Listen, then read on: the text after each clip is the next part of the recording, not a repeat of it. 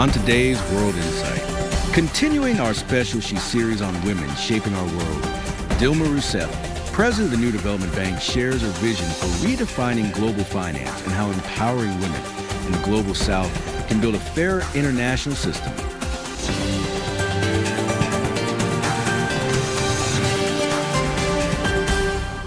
Hello, I'm Tian Wei, and welcome to World Insight. Today, we are devoting this episode to She, an interview series on gender equality. I'm now at the headquarters of the New Development Bank, meeting a leading figure of international development financing, President Dilma Rousseff. This year marks the 10th anniversary of the New Development Bank. It was established to mobilize resources for infrastructure and sustainable development projects in BRICS and other emerging market economies and developing countries. As we are witnessing dramatic changes in our world today, many are asking what's going to be the role of development banks, especially those with a special mandate for serving the global south. Here, I will be searching for answers from this leading multilateral development bank. Serving as national leader and now heading one of the leading multilateral development banks in the world today, President Rousseff knows the importance of the issue of gender equality and women in leadership positions. I visited her in Shanghai at the headquarters of the New Development Bank. I would love to go to details about how this bank is serving women in the global south. But before that, I have to say you are the first women president of the multi-development bank. Of course, the first women president of a new development bank. And also the first women state leader to be the head of a multilateral development bank.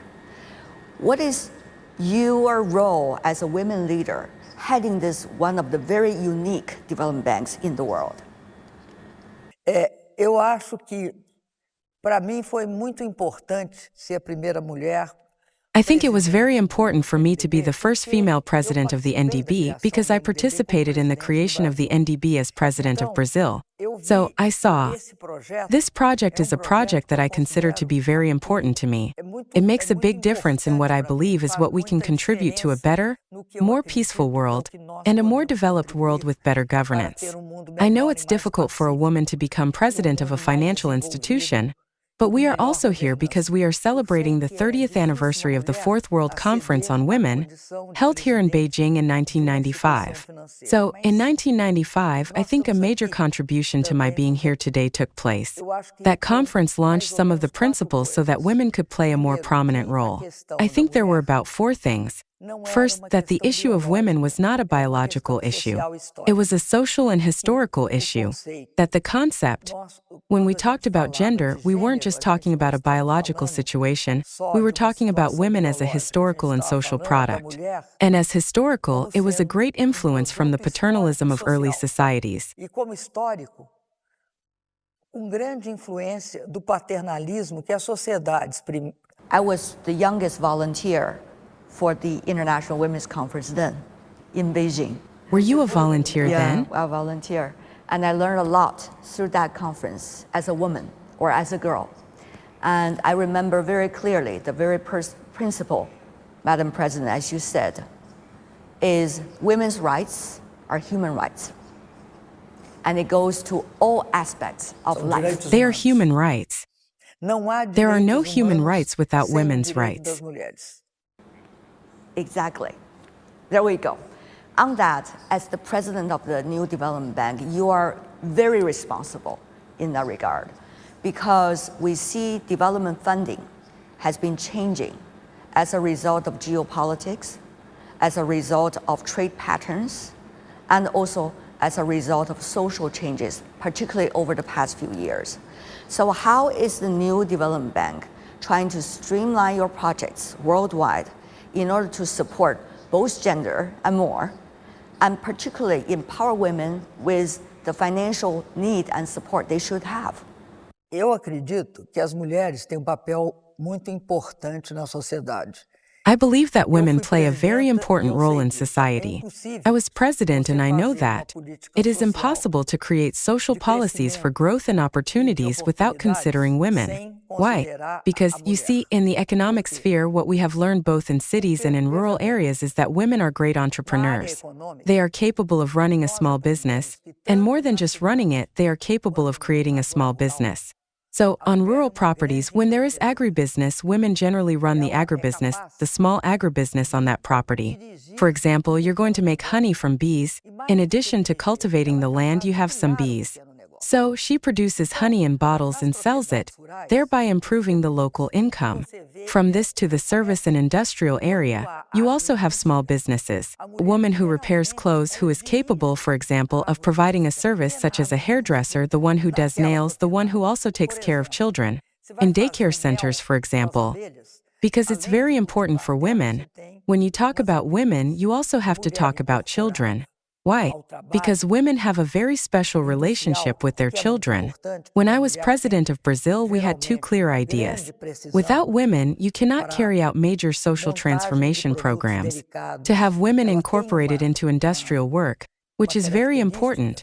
Women generally have great precision for assembling delicate products. They have a characteristic which is fine motor skills, the ability to produce and insert small components. For this, you need to have a structure that guarantees women peace of mind at work, knowing that their children are well cared for. Que garanta a mulher poder trabalhar com tranquilidade, sabendo que seu filho está bem cuidado. I can see you're suggesting, Madam President, if you change a woman's fate, the whole family's changed, including the children, of course. If women get more economic opportunities, the whole family and all the people related to her are better off, including the community. That is a great point. I'm sure in your projects, especially about infrastructure, as you said, it's not just about 2 years or 3 years. It's about 20 years and even more. So those are going to take care of the financial needs of different genders, including women's financial empowerment. Você tem toda razão. A minha experiência como presidente no Brasil. You are absolutely right. My experience as president in Brazil reflects precisely that change. When you change and you want to change. And here in China, there was an absolutely fantastic process that lifted 800 million people out of extreme poverty. In Brazil, we also had this process. And what I realized in my country, and I think it happened here in China too, is this: for us, it is important to lift families out of poverty. To lift families out of poverty, it is essential that women play a central role both in accessing public services and in accessing income distribution. We never gave income distribution to the head of the family. It was called Bolsa Familia, or family allowance. It was support for the family. Who did we give it to? To the woman. It was a social technology because it involved a credit card that was given to the women of low-income families, and we were sure that these women would ensure that the children had the food they needed. And we set conditions. You will receive a certain amount, but in order to receive that amount, your child must be in school, must have a certain level of attendance, must attend school at least 70% of the time. In addition, they must have access to vaccines. They must be vaccinated. And if a woman is pregnant, she has to undergo all prenatal care before the child is born. So this was a process of conditionality, but it was a process of conditionality that had exactly what you said. If you give women conditions and opportunities for work, income, access to public services, the whole family improves. And this was recognized even by the FAO and the UN when we were taken off the hunger map. Because women guarantee food on the table for their children. They do everything they can to ensure this. And then there's another issue that I think is fantastic: education. Tem uma outra questão também, que eu acho assim fantástica. A educação. I really love the examples that you give, Madam President. And I can see your commitment to that, about women having a more equal economic life in our world today, through the lights in your eyes when you talk about this issue. Thank you so much. I would love to move on to talk about the role of the New Development Bank a little bit more. As we know, these days the world is changing so fast, and the development of the global south is also as well. So how do you see the New Development Bank can be up to its task for the funding of infrastructures, for example, and other causes of the Global South, Madam President? O que é importante para o Global South hoje? What is important for the Global South today? Obviously, infrastructure. Without infrastructure, you cannot achieve greater development. Obviously, I believe that development must always be people-centered, as President Xi Jinping so aptly puts it. But in addition to infrastructure such as ports, airports, roads, and highways, social infrastructure such as universities, schools, and, for example, something very important today, as we saw with COVID-19 hospitals, is also very important. All of these types of infrastructure are highly prioritized by NDB. Furthermore, we know today that we are in another technological and industrial era, which is the era of digitalization and artificial intelligence. That is why the issue of technological development is also very important to us. NDB can and has formed partnerships in this area. For example, we are structuring and financing a smart hospital, just as we financed hospitals here in China during the COVID-19 pandemic. Now we are financing a hospital in partnership with Chinese companies. In addition to these hospitals, I am referring to another issue, namely technology parks, which are very important for countries in the Global South. And NDB is strategically located here in China. Why strategically? Because we know that today China is undoubtedly the most industrialized country, and that it has a strategic position in the Global South and also in the world in terms of technological development. So, for us, it is very important to bring this to the countries of the Global South to create this opportunity for development. Because if countries do not develop in this area, they become mere consumers of digital platforms, such as Uber, which is the most common Western digital platform. Holding this in hand, I understand the New Development Bank has really achieved a milestone with 10 years. If I understand right, 40 billion in terms of funding, more than 920 projects, with now 9 members after the new expansion. So as the president of the New Development Bank, what is your takeaway of this job? Eu acredito que esse trabalho é trabalho muito importante porque ele é o banco do Global South. I believe that this job is very important because this is the Bank of the Global South and also the BRICS Bank. And BRICS is a very generous project that began in 2014 in Fortaleza, Brazil. It was about creating a long-term credit instrument so that countries in the Global South, mainly Brazil, Russia, China, India, and South Africa at that time, could have access to long-term financing. This was something that was rare in the world, and when it did exist, it was at very high interest rates. So, the bank was created, designed to be a completely different proposition from those that already existed. Mainly because it would never impose conditionalities, such as privatization, for example, or influencing projects in a way that did not respect the sovereignty of countries. This was very characteristic of the financing model up until then, and also because it was difficult to access credit for long.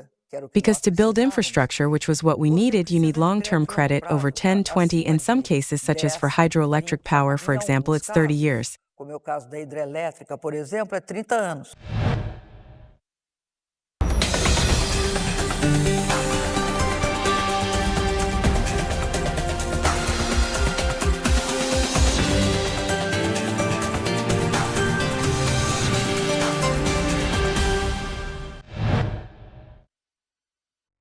I see, Madam President, you're saying soft infrastructure, hard infrastructure. Infrastructure as it is, but also social infrastructure for the future.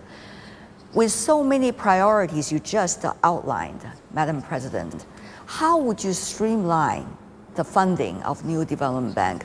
Because we have seen the geopolitical changes, the trade pattern changes, and the financial funds and the foreign aid funds has been changing just over the past few years. So people are looking at New Development Bank and say, oh, how are you doing? What are you going to do? Can we be part of it, right? So how would you streamline these different priorities? I'm sure, Madam President, you've been thinking a lot about that. Sem dúvida, a gente vive. Without a doubt, we live, I'll tell you, out of the 24 hours of the day, we actually spend 30 hours thinking about it. Então, É assim. First, I'll tell you the diagnosis, the difficulties, then I'll tell you how to solve them. Depois eu vou falar como resolvê-las. We live in a financial world, that is, the so-called international financial system that was built after World War II, which today has a very perverse characteristic. A large part of the liquidity, or the amount of money in the world, goes to finance the high debts of developed countries. For example, the US has a debt of around $35 to $37 trillion, and several European countries are also heavily indebted. As elevadas dívidas dos países desenvolvidos. Most of the money goes to these places, which makes it difficult for countries in Africa, Latin America, and poor countries in any region of the planet to access credit at decent interest rates. So, the difference between interest rates charged to developed countries and those charged to countries in the global south is very noticeable. For countries in the global south, interest rates are much higher. What NDB does is always seek to access the lowest possible interest rate. That's the first thing we do. We do this by seeking international funding, but also by providing financing in local currencies. This financing in local currencies can be done through swaps.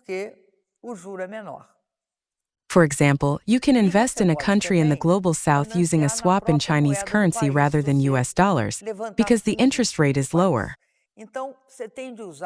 And you can also finance in the country's own currency if you raise funds from that country. So, you have to use these two mechanisms to ensure that you get the lowest possible interest rate and secure financing. And obviously we are now also resorting to guarantee mechanisms, meaning that you also finance the guarantee.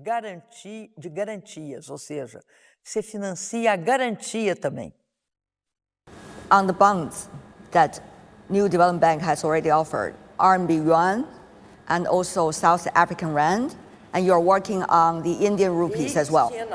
And CNY, we raised it. Our major local currency, because it is possible to swap it, is the CNY through Panda bonds, of which we are the largest issuers. We buy Panda bonds, we are the #1 buyer. And we are also doing it, we already have the Rand and 3 Rand issues we are going to issue in rupees, and we are thinking of doing a swap in Brazil. Oh, interesting. What is the timetable for rupees and also for the Brazilian currency? Rupee, we were thinking it would come out last year. I really hope it will be this year. It doesn't just depend on us. It also depends on the country. 2025, you're saying? Rupees? It will be, as much as I want it to be, it will be in 2026. What about Brazilian currency? Brazilian currency has a problem. Interest rates are very high in Brazil. So, it's 15%, so it's not possible. Today, it is not advantageous for investment in Brazil for us to do that. It is better to do currency swaps. And we have, for example, 2 projects in Brazil. There are 2 companies, large Chinese companies, that are investing in Brazil. One is State Grid and the other is Three Gorges, with both of which we are doing financing in CNY and swaps. So, there are several mechanisms. And that's what I told you about the guarantee at the end of my other response. What is a guarantee? For countries to be financed, they have to provide a guarantee. Or for you to finance the private sector, or a private company, a state-owned company, often you can't finance them because they can't provide a guarantee, so we finance the guarantee. This is very important, especially when it comes to the private sector. Another thing that I believe is relevant to mention, which I didn't mention at the beginning, is that we have a major commitment because a significant part of our financing is renewable energy, a large part. So we also finance wind power projects, solar power projects, and transmission networks. We are also very interested in other areas related to this issue, namely network storage, which China is quite advanced in, and which is an area within the energy sector that we also want to finance. So we finance the digitization of countries, for example. If a country wants to expand its digital network, we finance it. There are already others that have been financed. Nós financiamos. Já tem outras financiadas, né? That was actually one of your commitments when taking the job years ago on the environmental projects and green projects. I remember very clearly about your opening statement, Madam President. E eu quero te dizer o seguinte. And I want to tell you this, most energy financing today everywhere in the world is for renewable energy, wind and solar. And in this we have a major Chinese contribution because the level of photovoltaic panel production here in China has become much better, much more efficient and much cheaper, which also ensures that, I would say that in the energy sector, around 60% is wind and solar. We talk about the financing, development financing. That's certainly part of the international governance system.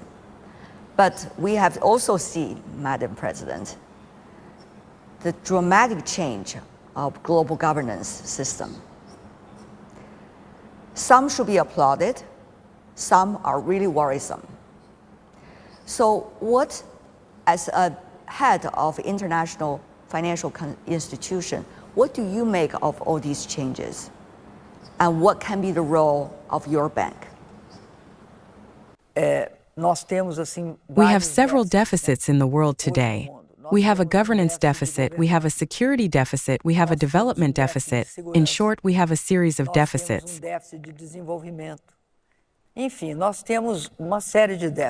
And trust, deficit of trust too. I would say that trust is the greatest deficit. Mistrust is a characteristic of today. Why? Because we live in a world where suddenly you have an absolutely uncontrolled and indiscriminate tariff war. You also have a very serious problem with sanctions. Sanctions using the power of a currency and turning it into a weapon. This affects countries, complicates international relations, and creates, I would say, turbulence in all areas. And so, I believe that President Xi Jinping has said that we are experiencing transformations never seen in more than centuries. And so, I also think that we have some major challenges. For example, the UN needs to be more respected. The UN needs to be empowered. You need reform in the financial system and in the international governance system. In the financial system, it is to make, for example, access to a bank like NDB to the best financing conditions equivalent to the multilateral banks of developed countries. Because we are the only completely global South Bank. So we would need that. Another important thing, I believe, is the governance reform recently proposed by China. Why? Because we need this relationship of sovereignty between equals, that is, equality of sovereignty. The same equality you have in a small country, you have in relation to a large one. Another issue is respect for international law, international rules, the primacy of international rules and international laws between countries. For us, this is fundamental. For NDB to work with some peace of mind. Another issue besides these two that I think is extremely important is multilateralism. It is about treating everyone with mutual respect, guaranteeing equal rights. I'm holding your new development bank general strategy. This is coming to an end for the year 2026. Madam President, your strategy coincides with the development strategies of your member economies. For example, China, wrapping up the 14th five-year plan, going to the 15th five-year plan. How do you think New Development Bank can work with China, with your member economies on their national plans and also on coordination jointly, as you said? First, learning from China. I greatly admire the development of planning in China. China spends a lot of time consulting with everyone, consulting not only through ministries, but through small municipalities, passing through the state and reaching all populations in every corner. I believe that we at NDB must change the way we do planning this time. We have to consult. So we have to take advantage of 2026 to do two things. To do these consultations and the plan. Because when you consult, you understand exactly what the main demand is in that country, in that segment. We will have to improve our planning by learning from China. Because, in fact, there is a process here that I think combines this consultation with technological tools that allow us to put the data together and evaluate it, and that is very important. We are now discussing planning. We are in this phase of discussing planning because it will have to consider changes that did not exist when we started the planning process. The issue of artificial intelligence has become important in the last 3 years. So, from now on, we will have to consider several other things. There weren't this many geopolitical conflicts. There also wasn't all this recent thing of tariff wars. The use of sanctions is not new, but it has become widespread. I say that the use of sanctions is not new because in Latin America there is a country that has been under sanctions for 60 years, and for 40 years the UN General Assembly has been voting against the sanctions against Cuba without any result. Cuba continues to be under sanctions. So you see, this means empowering the UN so that a UN decision is followed. There cannot be this disregard for the decisions of the UN General Assembly. But going back to our conversation, the bank strategic planning, or this plan that we have a lot to learn from China. Because if there is one plan that has produced results and they have been demonstrated over the last 40 years, it is Chinese planning. That is why I say that we have to learn from China. Thank you so much for your generous answers, and all the best to you and your work. That's my exclusive interview with Dilma Rousseff, President of the New Development Bank, or NDB. And that's all the time we have for this special She episode on World Insight. Thank you for being with us. It's goodbye from us here in Shanghai.